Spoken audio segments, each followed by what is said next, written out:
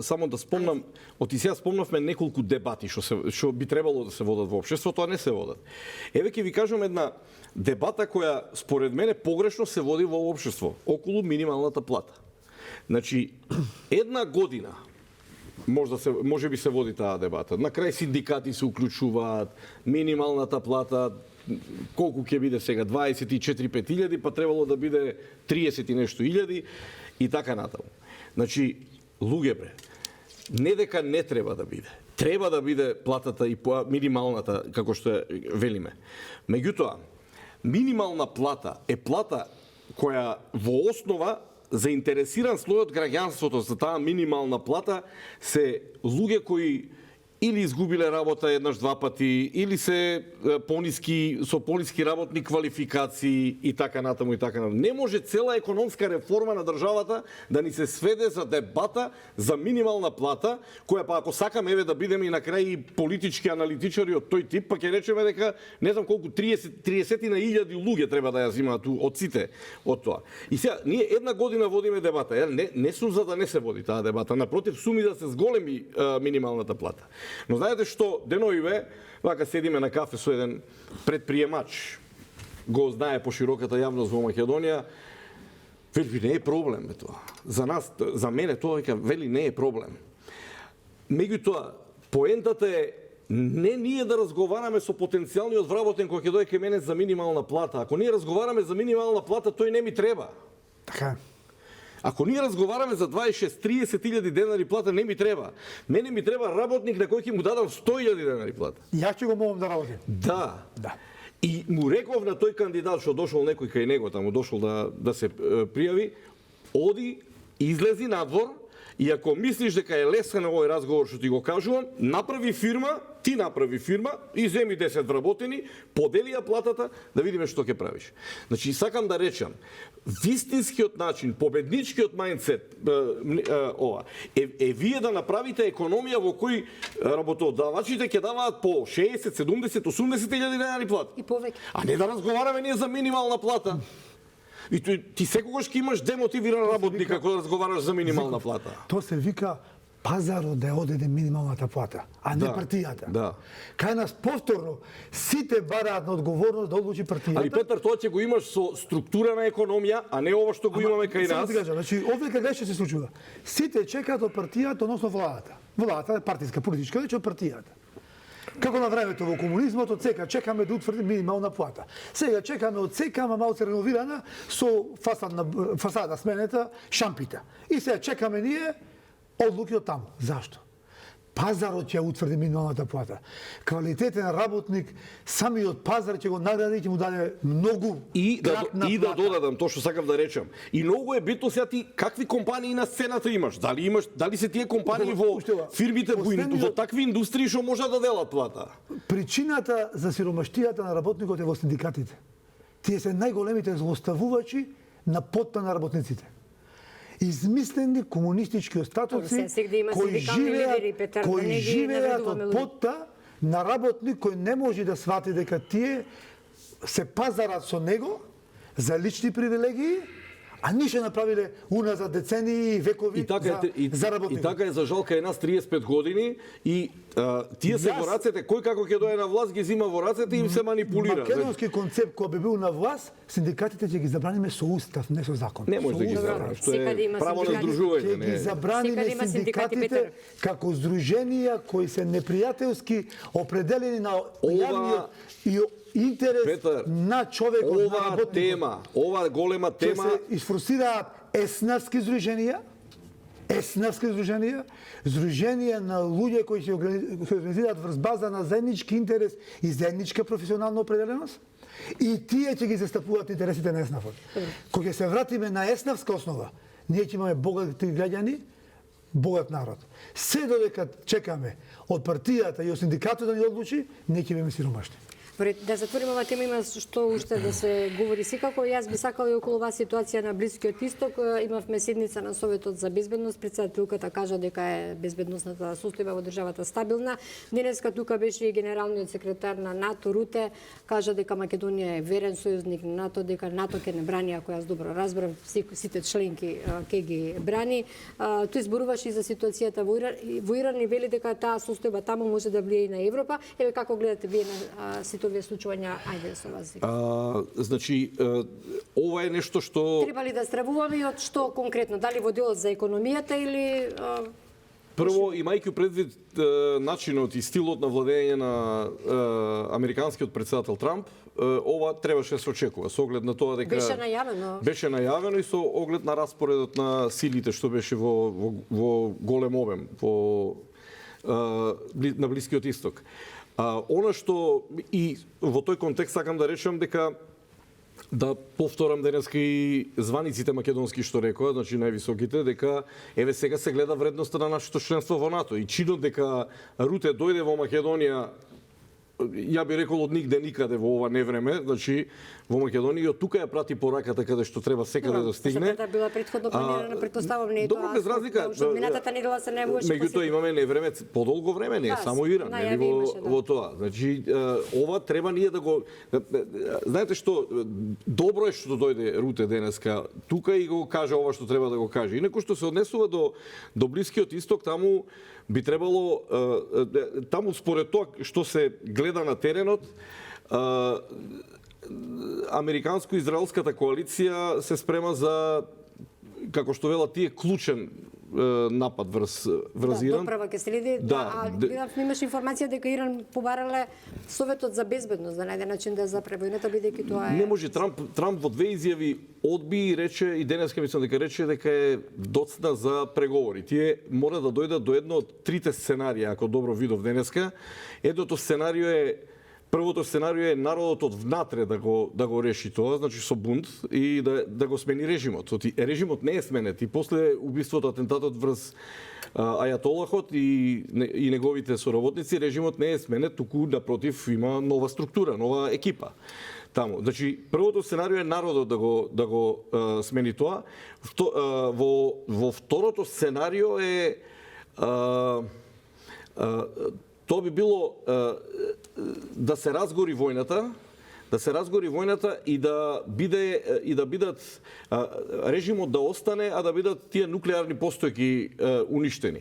Со тоа што тука сега Трамп сам си влага во уставот тоа, бидејќи во последните напади што беа кога беа пред едно 4-5 месеци, 6, нели во Иран, тој изјави дека нуклеарните постојки се уништени, сега испаѓа дека не се уништени и тука ќе има со домашната јавност ќе има прилично силен... Како ќе го оправда, добро? Да, како ќе го оправда. Значи, во секој случај од ова проценувам дека од оваа сила американците и израелците мора да излезат победници доколку се сака нешто да се направи на Блискиот Исток. Дали промената на режимот е само заради демократијата или демократијата подразбира нешто друго? Јас не мислам дека промената на режимот таму е, тоа сакав на крај да го кажам, е заради демократијата. Таму е, знаете, има една стара руска поговорка, вели ако не знаете некој работи во политиката зошто се случува, тогаш сигурно е пари во прашање. Значи ако не знаете зошто нешто се случува. Сите војни у принцип се за пари.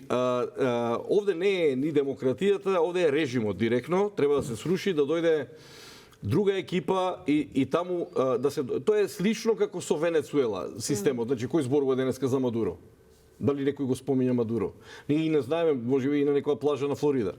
Значи, меѓутоа таму работите си течат, процесите си врват. Добро, Наташа доби Нобеловката, наградата, најави пред некој ден дека се враќа во Венецуела. Ето тоа е.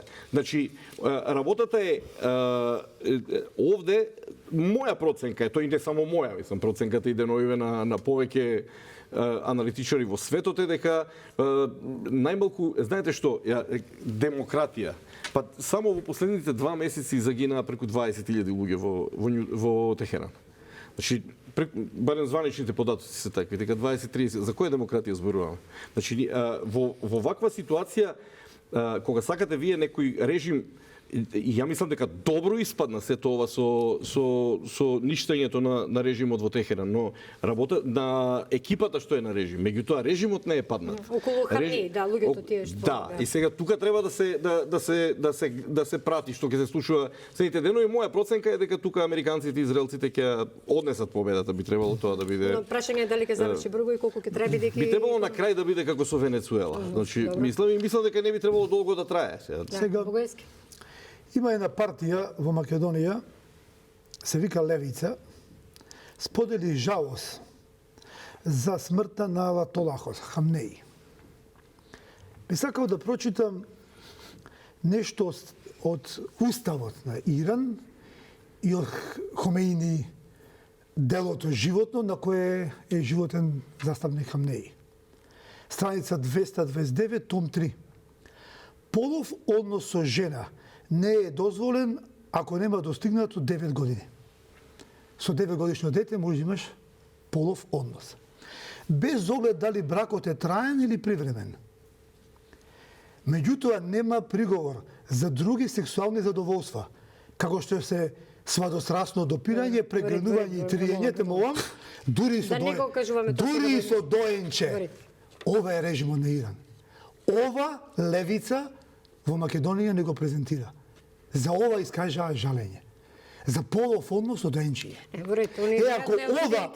Ако ова, почитувани мои граѓани, е за вас прифатливо, и ако за ова вие плачете уставов на Иран, дека не треба да падне, дека тој е честен, поштен устав, поштен режим, поштен човек, али на тоа е многу положен човек, тоаш простете, меѓутоа, ние многу се разликуваме вредносно и цивилизацијски, и јас не можам да останам нем на такво поведение во македонско општество, освен да побарам подопрен глас институциите да преземат мерки кон поединци и партии кои форсираат вакво нешто во нашава држава. Добро, нивната реакција е како што можев да видам дека е за реакција за агресија, како Чекај, полекате се малку.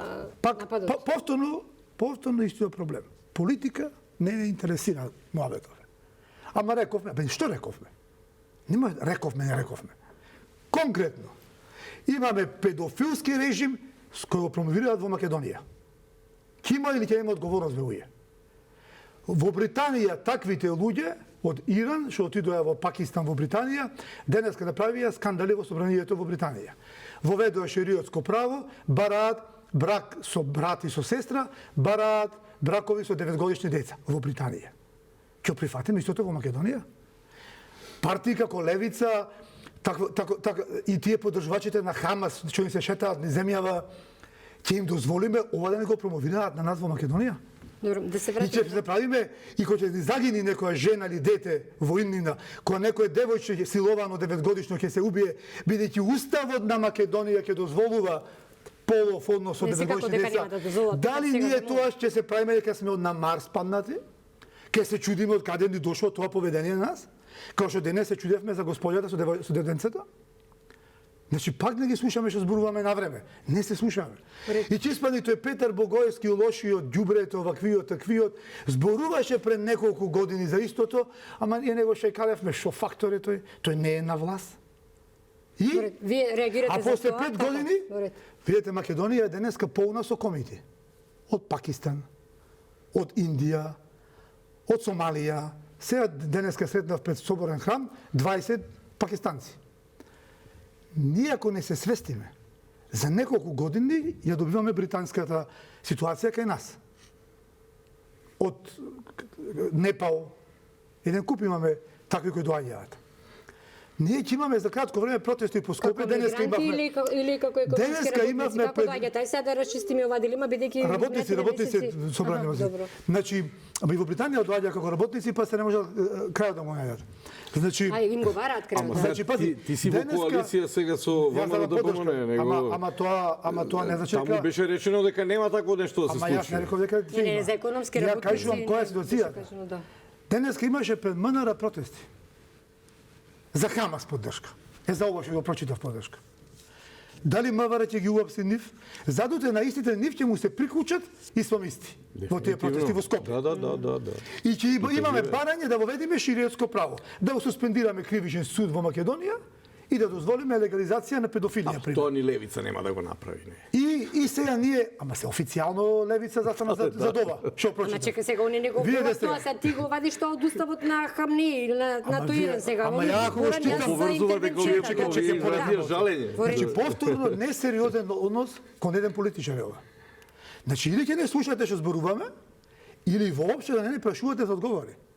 Многу сериозно Да не кажам. се вади од контекст, Ако било. Петар Богоевски го поддржува Доналд Трамп и Доналд Трамп предлага силување на деца, значи Петар Богоевски го поддржува истото. Така ли? Добро. Ако Димитар Апасиев го поддржува Хамнеи и Хамнеи промовира силување на деца, значи Апасиев поддржува силување на деца. Точка. Тоа е причинско-последична врска. Во ред. Тоа не може да се иземе. Да. Тоа е во целата логика. Во филозофија, психологија, логика, таа е причинско-последична врска. Добро, Бугарски- Тука е поентата на поддршката која ние меѓународно си ја даваме. Викам, јас припаѓам на десницата и ние веруваме во Бога. Што ќе дека Петар Богоевски поддржува политичари што веруваат во Бога. Пример. Ете ти причинско-последична врска. Сега во овој случај имаме ваква врска. Ќе игнорираме врскава или ќе отвориме јавно за дебата Ја во отвори ти обществото? дебатата. И ќе побараме од тие политичари во земјава да ни објаснат дали сакаат ваков член во македонскиот устав. Во ред. И сега да се вратиме на ситуацијата, очекувате ли да се разреши брзо таа ситуација таму, бидејќи веќе видовме Што е битна ситуацијата таму? Ние како Македонија, Не треба да стравуваме тоа. ние прашање. како Македонија единствено нешто што ќе имаме проблеми ако се крени цената на нафтата. Па тоа. И тоа ќе дигне и другите цени. Ќе имаме некој ценовен шок. Од друга страна, Руте кај нас дојде денеска, бидејќи тоа беше планирано многу одамна. Јасно. Не дојде ради војната. Добро се погоди така. Тоа се. покажува дека никој не го прашува за војната во Иран, па имаше време да дојде во Македонија. Ако го прашуваа него за војната во Иран, немаше да дојде во Македонија, ќе одложеше. Не кажа дека НАТО не се ќе одложеше вклучува во тоа, дека посетата тоа е акција бидејќи на Америка и на Израел. Не се- НАТО во моментов го води на левичарска елита која го води по мене на погрешен правец. По мене НАТО и те како треба да биде солидарно со САД. И те како. Бидејќи САД е носителот на НАТО. Вие сте свесни како се повлечи САД од НАТО, НАТО ќе биде блато. Место НАТО. И ќе спрека ние џабе го сменавме името за НАТО, кога сме влегле во блато. Официјално без САД. НАТО не учествува во Украина, Значи, еве. сега. НАТО официјално не учествува бидејќи се сталинисти во Брисел. Такви комунисти, сталинисти во Брисел носат такви решенија. Ако имаше сам луѓе на чело на тоа НАТО, ќе застанеа рамо до рамо со САД пред се. И ќе застанеа здраво и силно кон воспоставување на трајно решение и мир на Блискиот Исток. Добро, веројатно во рамките на НАТО одлучуваат сите, па сега така се перманентно, договориле. перманентно Блискиот Исток извезува кризи. Бегалци, убиства, Сирија, Ирак, Иран, да не зборуваме што се случуваше, да не ви го спомнувам муслиманско братство и Египет пред да се случи вратот на армијата, повратниот удар на армијата. Замислете ако не ја преземеше контролата врз Египет, армијата пред неколку години. Денеска Египет ќе беше, знаете што? Па само во Каиро живеат колку милиони луѓе.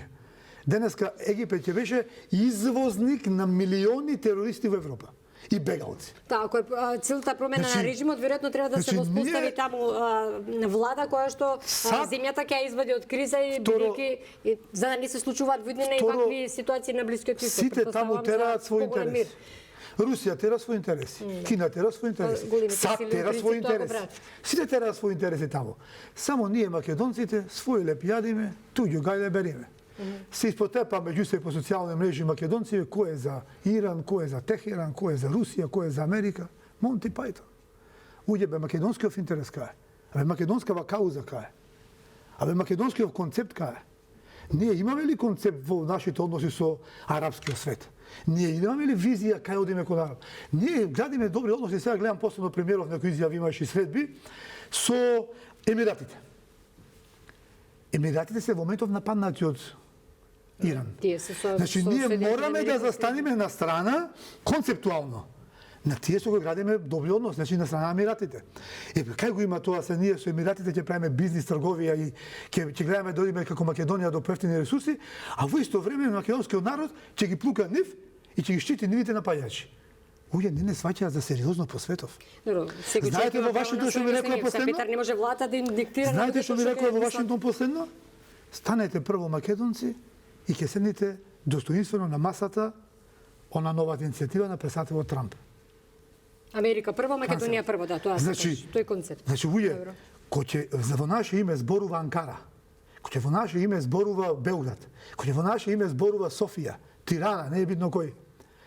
Не сме сериозни на масата.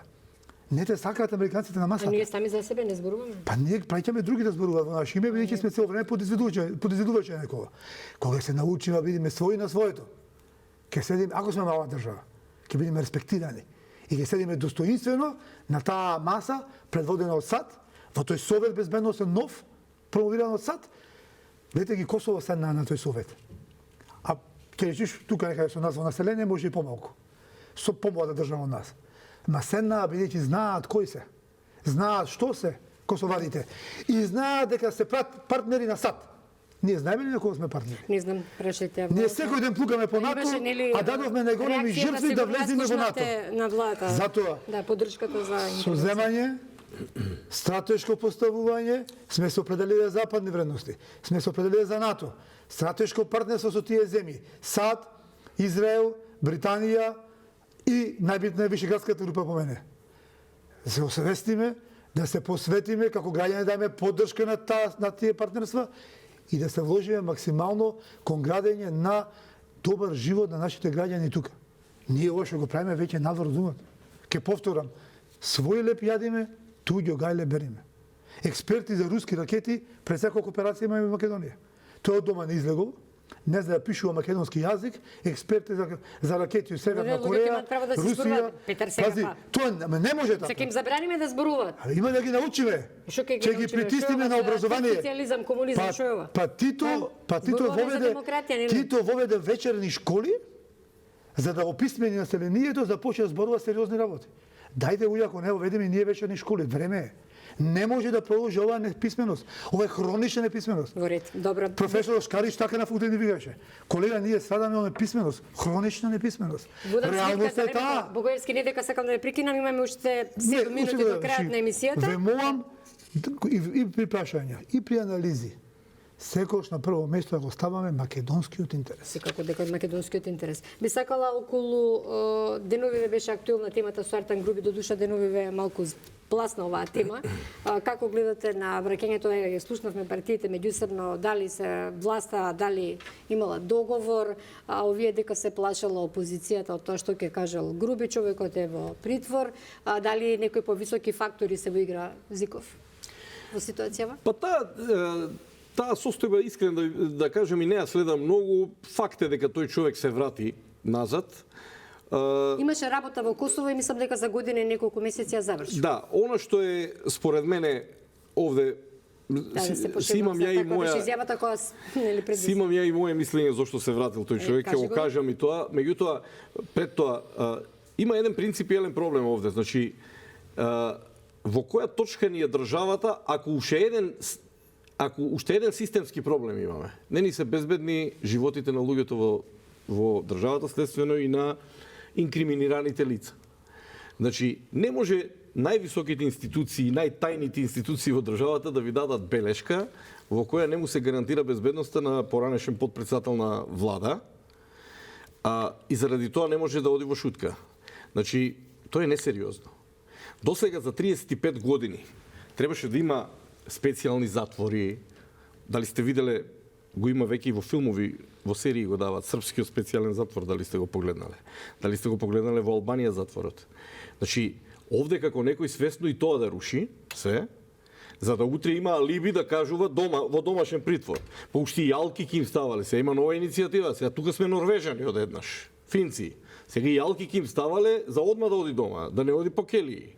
И по тоа ги контролира. Тоа затоа што се пренатрупани значи, не. Тоа така сакаат да го прикажат. Така ли? Значи, работата е зошто се пренатрупани затворите.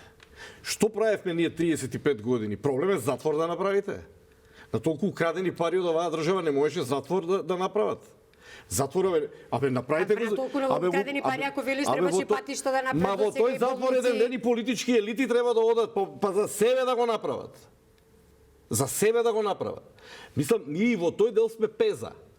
И сега ви доаѓа ситуација каде што имате првокласен политички скандал е тоа. Значи, така ви се пука во јавноста тоа. Тоа ви е првокласен политички скандал. Тој човек што беше најбараниот човек во последните неколку години во државата и најозборуваниот човек, тој ви доаѓа, ви се смее во фаца, ви влегува за 6 сати оди дома. Сега моето мислење кое е. Се разбира, ова е мое приватно мислење. Значи, се мислам дека ова враќање е навестување на едно друго враќање што треба да се случи, А тоа е? можеби наскоро. После изборите Не, после изборите во Унгарија, да речеме. Значи, едно од враќањата од таму. Заради тоа што, знаете како беше разговорот кога замина Никола Груевски? Кога заминуваше Артан Груби? Албански пријатели викаат ако можеше Груевски, може и Артан. Сега, знаете како ќе викаат? Ако може Артан, може и Груевски. Значи, тоа може да е и таква варијанта. Значи, тоа е моje мислење, тоа е моја анализа и не би се изненадила ако тоа се случи многу брзо. Во тоа. А тоа дека вие спомнавте дуи враќањето назад, значи, на две нивоа ќе има враќањето на Артан Груби на две нивоа прави проблем. Едно е внатре во Дуи, и таму сега не се знае Али Ахмети само. Треба деновите на напред ќе покажат каде преовладува. Пошто е овој црната кутија, се разбира. Еве завршувам. И на второ ниво е што ни судскиот процес ќе каже. Јас мислам дека не само тоа што ВМРО кажува дека СДСМ е затечен од доаѓањето, СДСМ и ДУИ се затечени од доаѓањето на Груби. Јас мислам дека некои работи со оглед на тоа дека Артан Груби и Али Ахмети се коалициони партнери во две влади 20 години, значи во две политички структури и ВМРО, тука многу работи се измешани. Па тука можеме да ги, и тоа со ова завршувам, тука можеме да ги гледаме оние крупни криминали, што се и крупни корупции, например криминалот со марихуаната 5 тони надвор, па некои други. Тоа се, видите, се поклопуваат периодите, кога се отвара таа тема, се отвара и темата Артан Груби и така натаму и така натаму. Ќе имаме ние една интересна пролет. И сето тоа мислам дека на крајот и веќе по неколку пати подсетувам, мислам дека тоа ќе заврши со предвремени парламентарни избори. Иако се демонтира дека ќе има Петер? Затворите ни се полни со луѓе што украле кебапчиња и со ситни проневери. Затоа ни се полни затворите. Затоа што судот, ако не е јавна личност, одредува мерка притвор од ракав преку ноќ. За најмала потреба. А кога треба да се затвори некој џумба, некој капиталец, што би се рекол?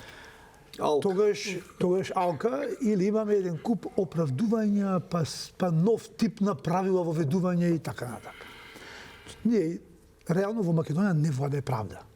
Немаме правда и треба да се потрудиме. Системски промени, тоа што кажав на почетокот емисијата и сега, преку системски промени направиме систем кој ќе суди правда, кој доделува правда. И некој Артан Груби е паметен дечко, се врати на прочка. И мораше му простиме.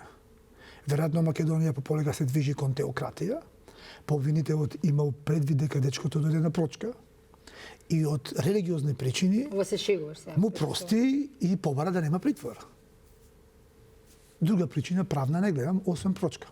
Сега уште членот на ајатолахот да помине во устав и тука сме комплетни. Одиме постепено, одиме кон теократија. На шега, но реално, сега ме прашувам. Затоа ќе треба левица да победи. Да, ќе ни воведи теократија. Да, тука е крајот на емисијата, еве ми јавуваат од режијата. Ви благодарам Петер Богоевски, Љупчо Зиков, вечерва во Самовистина, почитувани. Ви благодарам и вам што вечерва бевте со нас. Останете со Канал 5.